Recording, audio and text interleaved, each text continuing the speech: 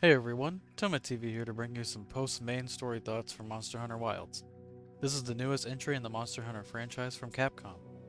I've completed the main story in this one after around 18 hours of gameplay, so now the real game begins. However, before embarking into the endgame territory, I wanted to provide my general thoughts toward the game thus far. Before we get into it, I want to mention I am a pretty casual fan when it comes to Monster Hunter. I have less than 50 hours apiece in both Worlds and Rise. I'm not the most hardcore endgame Monster Hunter grinder out there, so I may not have the most fleshed out opinions compared to some die-hard and dedicated fans.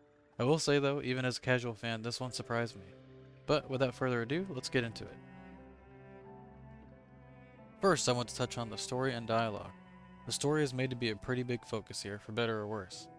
The story mainly focuses around your squad of the Hunters Guild returning a young boy named Nata home to his tribe, named the Keepers, after his village is decimated by a monster referred to as the White Wraith.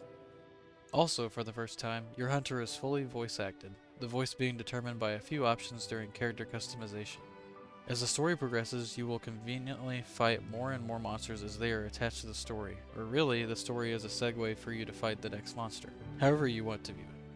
I think the voice acting here is done well, but the story itself and writing are just serviceable at best. As I mentioned, I think the story is just there to help push you to the next monster, but Capcom decided to put a pretty big emphasis on the story. Sometimes after a main quest of the story, you could be bombarded by cutscenes and dialogue that take you out of the action for 20 to 30 minutes. This completely breaks the pace for me, whenever all I really want to do is get out there and fight some monsters, gather materials, and master my weapons.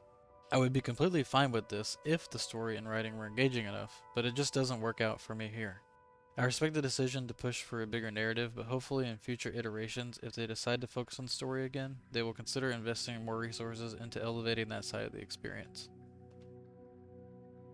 Next up, I wanted to briefly touch on the character and palico customization. Capcom really went all out this time with the customization options here. You can certainly make some almost Elden Ring level monstrosities for your character here. Or, as I'll show you here, a lot of users have spent maybe too much time on perfecting their character, or making versions of other characters in different IPs to hunt monsters in this world. What makes this worth it, however, is Capcom took a page from their own book after Dragon Dogma 2 by implementing a similar system, sharing and downloading user-created customization data for others in the community to use. So whether you want to slay monsters as a cute anime-inspired girl, or Keanu Reeves, you can do that. The same can also be done for your palico, as they've added new options to their customization as well. They've also added a fully voiced option for the palico, so you can either go for a traditional palico voice or fully in the spoken language of the game. Also, later on, you can customize how your sacred looks as well, giving you full flexibility with your mini squad. Overall, Capcom has done an excellent job with the character customization here. Moving along, let's talk about the exploration in Wilds. One major thing that sets this Monster Hunter apart is the seamless open world aspect of this one. You can go from major area to major area without experiencing a loading screen or needing to travel back to the hub or your camp to do so. Want to go from the plains of the forest? Well, you can. Another thing that makes this easier is the ability to use your Sacred to traverse the world. Similar to the Palamute from Rise, the Sacred is your Monster Hunter equivalent of a Chocobo, making traversal a breeze. There's even an auto move feature to chase down the monster you're fighting that moves to a new area, or if you set a marker on an item you want to gather from the map. This makes the sometimes confusing aspects of getting around much more convenient. Speaking of the map, they have fully redesigned this to be a three-dimensional map that you can rotate and view from different perspectives, giving you a clearer understanding of the layout than the traditional 2D ones. And for gathering resources, most can be gathered from the back of your Sacred, quickly and efficiently. I know this all can sound like Capcom dumbed down or oversimplified things, but I would argue most of what I just mentioned were just tedious before. Other than pushing through the story, Wilds clearly wants you to focus on the action and fighting monsters, which is a huge plus for me. Wilds has also added a new dynamic weather and time system that can determine which monsters are present at a certain time, which will become important during the endgame grind. All that being said, exploration is as good as it gets in a Monster Hunter game, making navigation and gathering a breeze. Now, finally to the aspect that truly matters in a Monster Hunter game, combat. In my opinion, combat is the best it has ever felt, compared to the other titles I've played. They've added some great new attacks for all weapons. Probably the biggest change for the combat is the ability to enter Focus Mode. Focus Mode allows you to have a visible crosshair on screen, giving you more control over your attacks.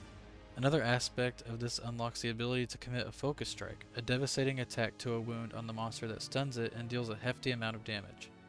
Wounds appear after you've constantly attacked the same area on the monster, and are indicated by a glowing red spot on the monster while you're in focus mode. One of my main weapons is Longsword, and wounds are a big part of reaching my peak DPS. Each wound I hit with a focus strike with Longsword increases my spirit gauge, and once at the max spirit, reaches the burst phase of my DPS, allowing me to swiftly deal a large amount of damage. This makes reaching this phase much easier compared to the traditional method of using the spirit/combo. The other weapon I main is Hammer. One of the most satisfying things to pull off with the hammer is knocking a monster out cold, allowing you and your party members to unleash massive damage. What's nice about Wilds is, your trusty Sacred I talked about earlier will hold a second weapon of your choice that you're able to swap to, even in the middle of a fight.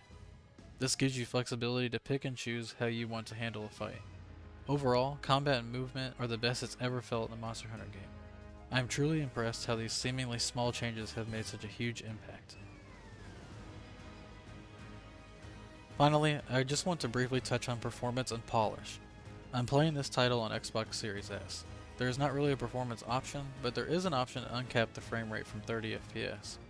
I chose to cap the game at 30 as sometimes in-game it will drop below 30 FPS, sometimes in the low teens, so having any more fluctuation than that would be quite jarring.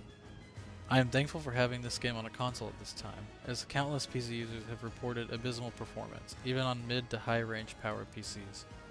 This is quite disappointing, but hopefully Capcom will address this and fix up this version of the game soon. As for users on Xbox Series X, PS5, and PS5 Pro, all of these systems seem to be great ways to play the game with few hiccups. As for polish, I have not really encountered any bugs in this one.